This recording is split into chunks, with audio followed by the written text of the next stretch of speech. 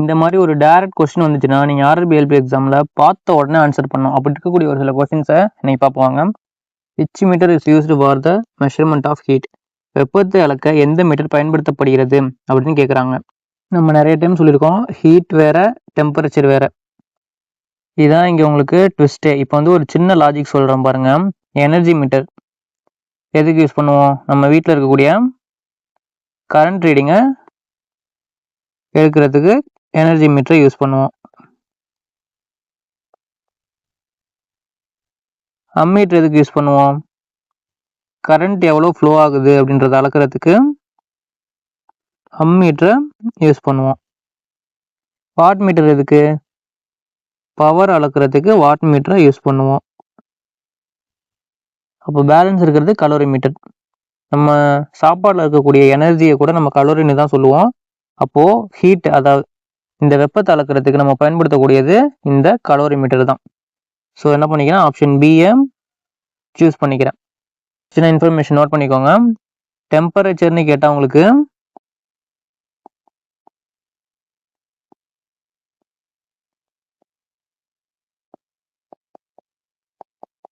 Thermometer,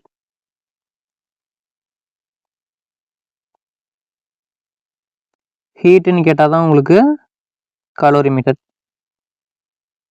next question பாருங்க. The unit of Planck constant is dash. Planck மாறிலியின் அலகு என்ன அப்படின்னு கேட்குறாங்க. பிளாங்க் கான்ஸ்டன்ட்டோட யூனிட் என்னன்னு கேட்குறாங்களே, இதை பார்த்த உடனே உங்களுக்கு காம்ப்ளெக்ஸாக இருக்கும் அப்படின்னு நீங்கள் நினைக்க வேணாம். இப்போ வந்து ஒரு சின்னதாக ஒரு ஃபார்முலா மட்டும் ஞாபகம் வச்சுக்கோங்க. Energy is equal to blank constant into frequency. இதுதான் வந்து உங்களுக்கு எனர்ஜிக்கு வரக்கூடிய ஒரு ஃபார்முலா வென் பிளாங்க் கான்ஸ்டன்ட்டை யூஸ் பண்ணும்போது. சரி, இப்போ இதில் பார்த்தீங்கன்னா ஈன்றது வந்து உங்களுக்கு எனர்ஜி, ஹச்ன்றது உங்களுக்கு பிளாங்க் கான்ஸ்டன்ட், இது ஃப்ரீக்வன்சி. இப்போ அவங்க கேட்குறது என்ன, பிளாங்க் கான்ஸ்டன்ட்டுக்கான யூனிட் தானே கேட்குறாங்க. அப்போ நான் பிளாங்க் கான்ஸ்டன்ட் இந்த பக்கமே வச்சுக்கிறேன், ஃப்ரீக்வன்சி இந்த பக்கம் எடுத்துகிட்டு போகிறேன். அப்போ எனர்ஜி பை ஃப்ரீக்வன்சின்னு உங்களுக்கு கிடைக்கும். இப்போ எனர்ஜியோட யூனிட்னா ஜூல், ஃப்ரீக்வன்சியோட யூனிட்னா ஃப்ரீக்வன்சியோட யூனிட் வந்து உங்களுக்கு ஹெட்ஸ்ன்னு தெரியும். ஃப்ரீக்வன்சியை நீங்கள் எப்படி எழுதிக்கலாம், 1/Tன்னு எழுதிக்கலாமா? F is equal to 1/T. அப்போ நான் டைம் என்ன வரும், யூனிட்டு செகண்ட் வருமா? Planck constant H joule divided by 1/, டைமுக்கு செகண்ட் போடுவீங்க யூனிட். அப்போ இந்த 1/s மேலே வரும்போது என்ன ஆகிடும், மல்டிப்ளிகேஷனில் வந்துடும். இப்போ H is equal to joule second அப்படின்னு கிடைக்கும். அப்போது பிளாங்க் கான்ஸ்டன்ட்டோட யூனிட் ஜூல் செகண்ட் நம்ம கண்டுபிடிச்சாச்சு. ஜூல் செகண்ட் எங்கே இருக்குன்னு பாருங்கள், ஆப்ஷன் ஏல இருக்குது. ஸோ ஆப்ஷன் ஏவை சூஸ் பண்ணிக்கிறேன். இப்போ மற்ற ஆப்ஷன்லாம் என்ன பண்ணுங்கள், ஒவ்வொன்றா எலிமினேட் பண்ணுங்கள். இந்த வாட் அப்படின்றது உங்களுக்கு பவருக்கு வரக்கூடிய யூனிட்டு. பாஸ்கல் பார்த்தீங்கன்னா ப்ரெஷருக்கு வரக்கூடியது. ஃபோர்ஸ் நியூட்டன்றது உங்களுக்கு ஃபோர்ஸுக்கு வரக்கூடியது. இப்போ பிளாங்க் கான்ஸ்டன்ட்டோட வேல்யூ நோட் பண்ணி வச்சுக்கோங்க, 6.626 into 10⁻⁻34 ஜூல் செகண்ட். இதான் வந்து உங்களுக்கு பிளாங்க் கான்ஸ்டன்ட்டோட value. The specific gravity of liquids is usually measured by means of a dash. திரவங்களின் தன் அடர்த்தி பொதுவாக பின்னுருவனவற்றின் மூலம் அளக்கப்படுகிறதுன்னு கேட்குறாங்க. கொஸ்டின் பார்த்தீங்கன்னா ஸ்பெசிஃபிக் கிராவிட்டி ஆஃப் லிக்விட்ஸ், அதாவது திரவங்களின் தன்னடர்த்தியை அளக்க எது பயன்படுத்துகிறோம் அப்படின்னு கேட்குறாங்க. ஆப்ஷன்ஸ் பார்த்தீங்கன்னா ரெண்டும் ஒரே மாதிரி இருக்குது. ஹைக்ரோமீட்டர்னு ஒன்று இருக்குது, இன்னொன்று ஹைட்ரோமீட்டர்னு இருக்குது. இதில் எது வரும், இங்கே தான் நம்ம ஷார்ட்கட் இருக்குது. ஹைட்ரோ அப்படின்றது பார்த்தீங்கன்னா தண்ணி,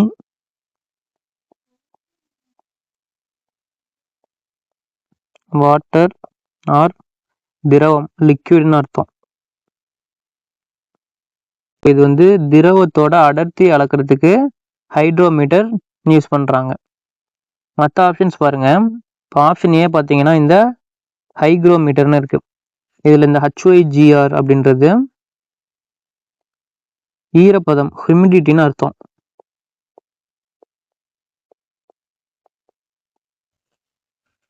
இது காற்றுல இருக்கக்கூடிய ஈரப்பதத்தை அளக்கிறதுக்கு, ஹியூமிடிட்டி அளக்கிறதுக்கு யூஸ் பண்ணுறது. நெக்ஸ்ட் பார்த்தீங்க அப்படின்னா தெர்மாமீட்டர்.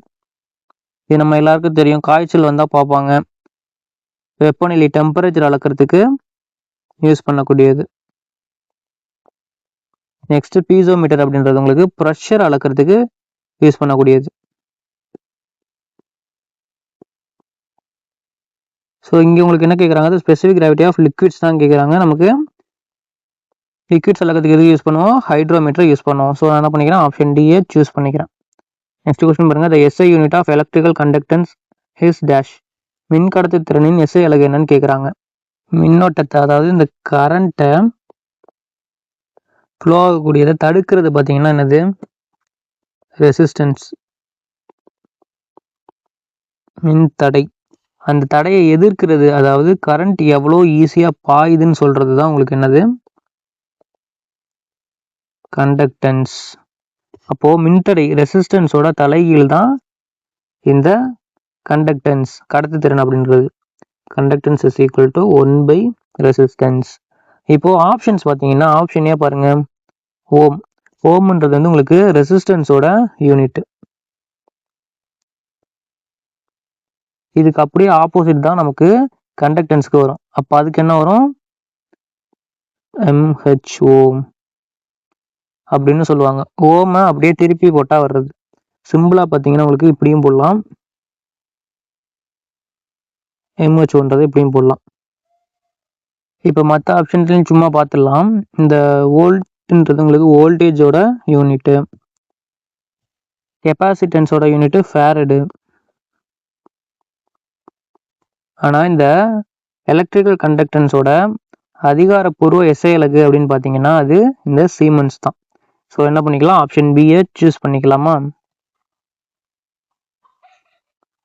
நெக்ஸ்ட் கொஸ்டின் பாருங்க, what does the voltmeter measure. Voltmeter எதை அளவிட பயன்படுகிறது அப்படின்னு கேட்குறாங்க. ஒரு சர்க்கியூட்டில்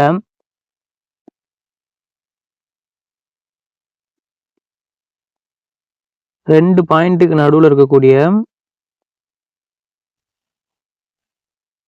மின்னழுத்த வேறுபாடு, potential difference between the 2 points, நம்ம அளக்க எதை யூஸ் பண்ணுவோம், வோல்ட்மீட்டரை யூஸ் பண்ணுவோம்.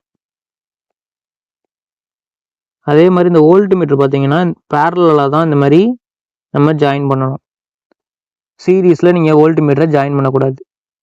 இதுவும் வந்து உங்களுக்கு முக்கியமான ஒரு எக்ஸாம் பாயிண்ட் தான். இப்போ சரி, இப்போ வந்து பொட்டன்ஷியல் டிஃபரன்ஸ் பிட்வீன் 2 பாயிண்ட்ஸ் அளக்கிறதுக்கு தான் நம்ம என்ன பண்ணுவோம், வோல்ட்மீட்டரை யூஸ் பண்ணுவோம்.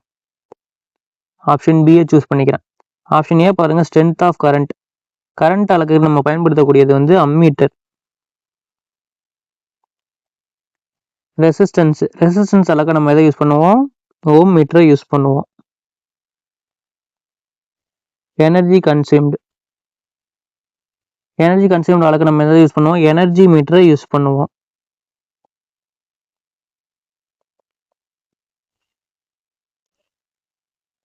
நெக்ஸ்ட் கொஸ்டின் பாருங்க, இந்த unit of luminous flux is dash. ஒளிப்பாயத்தின் அலகு என்னன்னு கேட்குறாங்க. லுமினோஸ் ஃப்ளக்ஸ், அதாவது ஒளிப்பாயத்தின் அலகு என்னன்னு கேட்குறாங்க. ஒரு லைட் சோர்ஸ் இருந்து மொத்தமாக எவ்வளோ வெளிச்சம் வருது அப்படின்றது தான் இந்த ஃப்ளக்ஸ் அப்படின்றது. ஃபார் எக்ஸாம்பிளுக்கு நீங்கள் வந்து என்ன பண்ணுங்க, ஒரு பல்பை வரைஞ்சிக்கிறேன். இப்போ இந்த பல்ப்லேருந்து வரக்கூடிய வெளிச்சம் மொத்தமாக எவ்வளோ வருது அப்படின்றது தான் இந்த ஃப்ளக்ஸ் அப்படின்றது. கொஞ்சம் டயக்ராம் போடுறது கொஞ்சம் கேவலமாக தான் இருக்கும், டெவலப் பண்ண ட்ரை பண்ணுறேன். சரி, இப்போ ஆப்ஷன்ஸ் பாருங்க.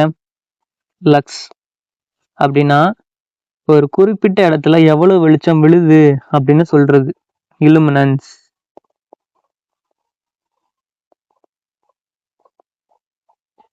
ஆப்ஷன் சி பாருங்க, கேண்டிலா அப்படின்னா ஒரு குறிப்பிட்ட திசையில எவ்வளவு பிரகாசம் இருக்குன்னு சொல்றது, லுமினஸ் இன்டென்சிட்டி.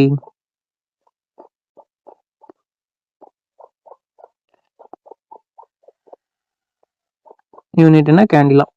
நெக்ஸ்ட் பார்த்தீங்கன்னா வாட் அப்படின்றது உங்களுக்கு பவரோட யூனிட். இப்போ மொத்த வெளிச்சமான இந்த லுமினஸ் ஃப்ளக்ஸோட யூனிட் என்னன்னு பார்த்தீங்கன்னா உங்களுக்கு இந்த லூமன் அப்படின்றது. ஆப்ஷன் பி என்ன பண்ணிக்கிறேன், சூஸ் பண்ணிக்கிறேன். இப்போ நீங்கள் பார்த்தீங்கன்னா நம்ம ஊரில் விற்கக்கூடிய இந்த பல்பு பாக்கெட்டில் மேலே எல்லாம் பார்த்தீங்கன்னா என்ன இருக்கும், 900 லூமன்ஸ், 1200 லூமன்ஸ் அப்படின்னு போட்டிருப்பாங்க. அந்த பல்பில் இருந்து வரக்கூடிய மொத்த வெளிச்சத்தை தான் அவங்க அப்படி மென்ஷன் பண்ணுறாங்க. ஸோ என்ன பண்ணிக்கலாம், ஆப்ஷன் பி லூமனை சூஸ் பண்ணிக்கலாமா? நெக்ஸ்ட் கொஸ்டின் பாருங்கள். Barometer is used to measure dash. காற்றழுத்தமானி அளவிட பயன்படுத்தப்படுகிறது அப்படின்னு கேட்குறாங்க. எதை அளவிட பயன்படுத்தப்படுது? பாரோமீட்டர் எதுக்கு பயன்படுத்தப்படுதுன்னு கேட்குறாங்க. தமிழில் பாருங்க, காற்றழுத்தமானி பேரில் பதில் இருக்கு. காத்தோட அழுத்தத்தை அளக்க பயன்படுத்தக்கூடிய ஒரு கருவி.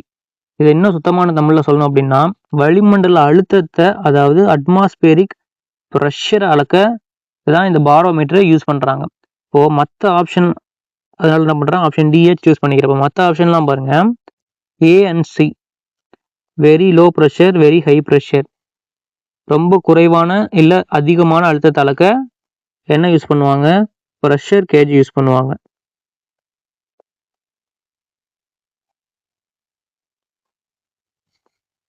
ஆப்ஷன் சி பாருங்க, ப்ரெஷர் டிஃபரன்ஸ் பிட்வீன் 2 பாயிண்ட்ஸ், 2 புள்ளிகளுக்கு இடையில இருக்கக்கூடிய அழுத்த வேறுபாட்டை அளக்க எதை யூஸ் பண்ணுவாங்கன்னா மானோமீட்டரை யூஸ் பண்ணுவாங்க. இப்போ எக்ஸாமில் கேட்கக்கூடிய ஒரு முக்கியமான பாயிண்ட் இருக்கு. இப்போ இந்த பாரோமீட்டரில் யூஸ் பண்ணக்கூடிய பாதரசம் இருக்கு பார்த்தீங்களா, மெர்க்குரி திடீர்னு கீழே இறங்குச்சு அப்படின்னா அது புயல் வரப்போகுது அப்படின்னு அர்த்தம். மெர்க்குரி லெவல் கம்மியாகுது அப்படின்னா ஸ்டார்ம், புயல் வரப்போகுதுன்னு அர்த்தம். இது வந்து உங்களுக்கு ரயில்வே எக்ஸாமில் அடிக்கடி கேட்கக்கூடிய ஒரு ரிப்பீட்டட் கொஸ்டின்.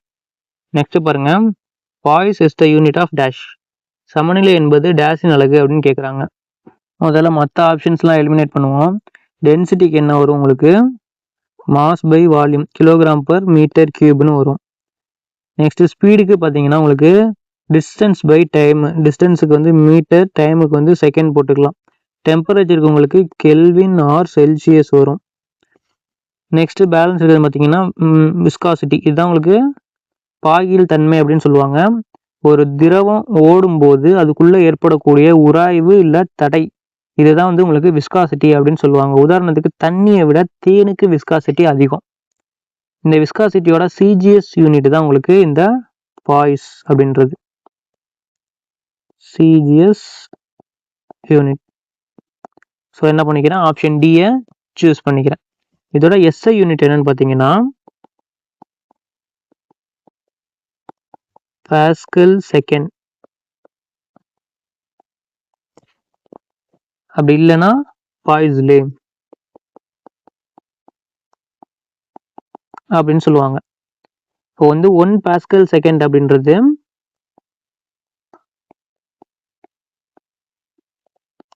10 பாய்ஸ்க்கு ஈக்குவலாக இருக்கும். இதையும் தனியாக நோட் பண்ணி வச்சுக்கோங்க. நெக்ஸ்ட் கொஸ்டின் பாருங்க, which one of the following instruments will be used for measuring electric current? பின்வரும் கருவிகளில் எது மின்னோட்டத்தை அளவிட பயன்படுத்தப்படுகிறதுன்னு கேட்குறாங்க. கொஸ்டின் என்ன கேட்குறாங்க, எலக்ட்ரிக் கரண்ட், அதாவது மின்னோட்டத்தை அளவிட எந்த கருவி பயன்படுத்துகிறோம் அப்படின்னு கேட்குறாங்க. மின்னோட்டத்தோட அளவு என்ன? இந்த எலக்ட்ரிக் கரண்டோட யூனிட் ஆம்பியர்னு நமக்கு தெரியும். இதில் வரக்கூடிய இந்த ஆம் அப்படின்றதையும் மீட்டரையும் சேர்த்துட்டிங்கன்னா அம்மீட்டர் அப்படின்னு கிடைக்குமா? ஸோ மின்னோட்டத்தை அளக்க பயன்படுத்தக்கூடியது அம்மீட்டர் தான். ஆப்ஷன் பியை சூஸ் பண்ணிக்கலாமா? இப்போ மற்ற ஆப்ஷன்ஸ்லையும் ஒரு வாட்டி பார்த்துடலாம். வோல்ட் மீட்டர் அப்படின்றது உங்களுக்கு எதுக்கு யூஸ் பண்ணுறது, வோல்டேஜை அளக்க யூஸ் பண்ணுறது. ஓ மீட்டர் அப்படின்றது உங்களுக்கு மின் தடை, அதாவது இந்த ரெசிஸ்டன்ஸ் அளக்கிறதுக்கு யூஸ் பண்ணுறது. வேவ் மீட்டர் பார்த்தீங்கன்னா இந்த ரேடியோ அலைகளோட அலைநீளத்தை அளக்கிறதுக்கு யூஸ் பண்ணக்கூடியது. வேவ் லென்த் அளக்கிறதுக்கு யூஸ் பண்ணக்கூடிய மீட்டர் பார்த்தீங்கன்னா உங்களுக்கு வேவ் மீட்டர். இப்போ வந்து ஒரு முக்கியமான எக்ஸாம் பாயிண்ட் பார்த்தீங்கன்னா, போன கொஸ்டினில் நம்ம என்ன பார்த்தோம், வோல்ட் மீட்டரை பேரலல் கனெக்ஷனில் தான் நம்ம என்ன பண்ணணும்,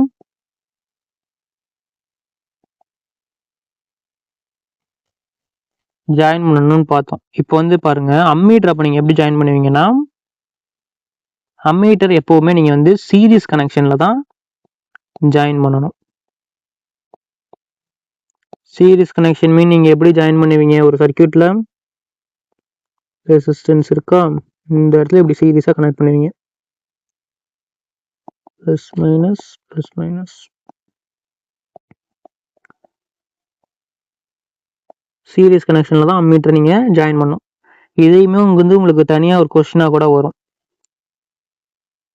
எனக்கு ஏஎல்பி எக்ஸாமில் இந்த மாதிரி ஒரு கொஸ்டின் வந்தது. Dimensional formula for power is dash. இந்த கொஸ்டினும் கொஞ்சம் உங்களுக்கு லென்த்தியான கொஸ்டின் தான். ஏன்னா இதில் வந்துட்டு உங்களுக்கு பார்த்தீங்கன்னா பவரோட டைமென்ஷனல் ஃபார்முலா கேட்டிருக்காங்க. சரி, பவரோட ஃபார்முலா என்ன? Power is equal to work by time. இதை ஈக்குவேஷன் நான் 1ன்னு எடுத்துக்கிறேன். இப்போ வந்து எனக்கு டைமுக்கு நான் என்ன பண்ணிடுவேன், டி அப்படின்னு போட்டுருவேன். ஆனால் ஒர்க்குக்கு நான் டக்குன்னு அப்படி போட முடியுமா? முடியாது. ஏன்னா ஒர்க்குக்குன்னு சொல்லிட்டு ஃபார்முலா இருக்குது. அந்த ஃபார்முலாக்குள்ளே இன்னும் நிறைய ஃபார்முலாஸ் இருக்குது. அதெல்லாம் நான் சப்ஸ்டிட் பண்ணி எடுத்துகிட்டு வந்தால் தான் இங்கே ஒர்க்குக்கானதை நான் என்ன பண்ண முடியும், போட முடியும். ஆல்ரெடி நம்ம ப்ரீவியஸ் கொஸ்டின்ஸ்லேயே நான் அப்போ உங்களுக்கு சொல்லியிருந்தாலும் திரும்பவும் நான் எக்ஸ்பிளைன் பண்ணுறேன். ஒர்க்கோட ஃபார்முலா எழுதுங்க. Work is equal to force into displacement. கரெக்டாக? இப்போது இதை நான் ஈக்குவேஷன் 2ன்னு எடுத்துக்கிறேன். ஃபோர்ஸுக்கு உங்களுக்கு என்ன இருக்குது? ஃபோர்ஸுக்கு ஒரு ஃபார்முலா இருக்குது. Force is equal to mass into acceleration. கரெக்டா? இதை வந்து நான் தேர்ட் ஈக்குவேஷன் எடுத்துக்கிறேன். இப்போ ஆக்சிலரேஷன் எடுத்துக்கிட்டிங்கன்னா ஆக்சிலரேஷனுக்கு ஒரு ஃபார்முலா இருக்குது. Acceleration is equal to velocity by time. இதை நான் ஈக்குவேஷன் 4ன்னு எடுத்துக்கிறேன்.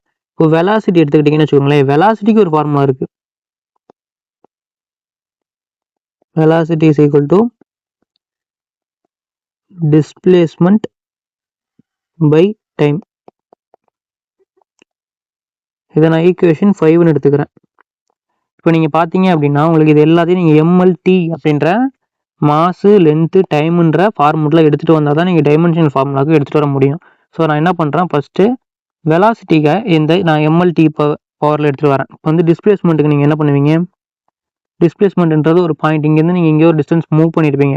அப்போ வந்து ஒரு டிஸ்டன்ஸுக்கு நீங்கள் என்ன யூஸ் பண்ணுறது, லென்த் யூஸ் பண்ணணும். டைமுக்கு டிஏ யூஸ் பண்ணிக்கலாம். அப்போ எல்/டி அப்படின்னு இருக்குது. இந்த எல்/டியை நான் என்ன பண்ண போகிறேன்னா இந்த 5th ஈக்குவேஷன் எடுத்துகிட்டு போய் 4th ஈக்குவேஷனில் சப்ஸ்டிட் பண்ண போகிறேன். அப்படி நான் சப்ஸ்டிட் பண்ணேன்னா எனக்கு என்ன ஆகும், 4th ஈக்குவேஷன் எழுதுங்க. ஆக்சலரேஷன் இஸ் ஈக்குவல் டு 1/டைம் இருக்குது. இப்போ வெலாசிட்டிக்கு பதிலாக இந்த எல்/டி அப்படின்றத சப்ஸ்டிட் பண்ணிக்கிறேன். எல்/டி. அப்போ நான் இந்த டைமுக்கு பதிலாக டீன்னு போட்டுக்கலாமா? அப்போ L/T² அப்படின்னு எனக்கு இப்போ கிடச்சிருக்கு. இது ஆக்சலரேஷனுக்கு. இதுதான் வந்து உங்களுக்கு இப்போ 4th ஈக்குவேஷன் மாற்றியாச்சு. இப்போ வந்து இந்த ஆக்சலரேஷனை எடுத்துகிட்டு போயிட்டு நான் என்ன பண்ண போகிறேன், 3rd ஈக்குவேஷனில் சப்ஸ்டிட் பண்ண போகிறேன்.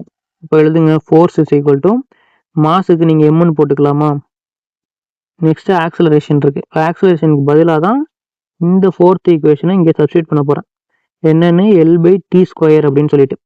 இப்போ ஓகே, ஃபோர்ஸோடது எனக்கு இது வந்து இப்போ 3rd ஈக்குவேஷன் நான் எழுதிட்டு வந்துட்டேன், மாற்றி எடுத்துகிட்டு வந்துட்டேன். 3rd ஈக்குவேஷனில் இருக்கக்கூடிய இந்த ஃபோர்ஸை நான் என்ன பண்ண போகிறேன், எடுத்துகிட்டு போய் 2nd ஈக்குவேஷனில் சப்ஸ்டிட் பண்ண போகிறேன். அப்போது நான் சப்ஸ்டிட் பண்ணேன் அப்படின்னா இந்த சைடு எனக்கு என்ன இருக்குது, ஒர்க்கு இஸ் ஈக்குவல் டு ஃபோர்ஸுக்கு பதிலாக இங்கே இருக்கக்கூடிய இந்த 3rd ஈக்குவேஷன்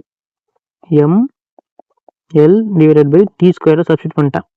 பேலன்ஸ் என்ன, இங்கிட்டு டிஸ்பிளேஸ்மெண்ட் இருக்குது. அப்போ இன்ட்டு டிஸ்பிளேஸ்மெண்ட்ன்றது ஏதோ ஒரு பாயிண்ட் மூவ் பண்ணியிருப்பீங்க, டிஸ்டன்ஸு, அதை நீங்கள் எதால் சொல்லுவீங்க, லென்த்தால் சொல்லுவீங்க. அதனால் எல் போட்டுக்கிட்டேன். இப்போ எனக்கு என்ன கிடச்சிருச்சு, L/L² எடுத்துக்கலாமா? ML² இந்த T² மேலே எடுத்துகிட்டு போயிட்டேன் அப்படின்னா T⁻² ஆகிடும். கரெக்டாக? ML² T⁻² அப்படின்னு இருக்குது. இதுதான் வந்து இப்போ எனக்கு கடைசியாக கிடச்சிருக்க ஒர்க்குன்றது வந்து என்னது, 2nd ஈக்குவேஷன். இதுதான் வந்து கடைசியாக இருக்கக்கூடிய நமக்கு 2nd ஈக்குவேஷன். இப்போ நான் 2nd ஈக்குவேஷன் எடுத்துகிட்டு போய் 1st ஈக்குவேஷனில் சப்ஸ்டிட் பண்ண போகிறேன். அப்போ நோட் பண்ணுங்கள், power is equal to work divided by time. இப்போ வந்து ஒர்க்குக்கு பதிலாக நம்ம என்னென்னு சப்ஸ்டிட் பண்ணிக்கலாம், ML² T⁻² சப்ஸ்டிட் பண்ணிக்கலாம். ML² T⁻² அப்படின்றத நான் சப்ஸ்டிட் பண்ணிட்டேன். கீழே டைம் இருக்கிறத நான் டீன்னு எடுத்துக்கலாமா? MLTயில் எடுத்துட்டேன்னா டீயில் தான் வரும். இப்போ நான் அந்த டீன்றது T⁻1 இருக்குது. இந்த T⁻1 மேலே போச்சு அப்படின்னா T⁻−1 ஆகும். எல் ஸ்கொயர் டி பவர் -2 அப்புறம் டி பவர் -1 இருக்கும். -2 -1 போட்டிங்கன்னா equal to M L square T power -3 அப்படின்னு கிடைக்குமா? அப்போ பவருக்கு M L square T power -3 அப்படின்னு எனக்கு கிடைச்சிருக்கு. இது எங்கே இருக்குன்னு நான் பார்க்குறேன். ஆப்ஷன் ஏல இருக்குது. ஸோ ஆப்ஷன் ஏவை என்ன பண்ணிக்கிறேன், சூஸ் பண்ணிக்கிறேன். உங்களுக்கு இந்த அளவுக்கு இதை எடுத்துகிட்டு வர்றது கன்ஃபியூஷனாக இருக்குது அப்படின்னா நீங்கள் ஜஸ்ட் இதை மனப்பாடம் பண்ணி வச்சுக்கோங்க. உங்களுக்கு இந்த வீடியோ பிடிச்சிருந்துச்சுன்னா ஒரு லைக் பண்ணிக்கோங்க. இப்படியே நம்ம பேரசன் அகாடமிக்கு சப்ஸ்கிரைப் பண்ணிட்டு பக்கத்தில் இருக்க பெல் கிளிக் பண்ணி ஆல் செலக்ட் பண்ணிக்கோங்க. Thank you friends. நெக்ஸ்ட் வீடியோவில் பார்க்கலாம்.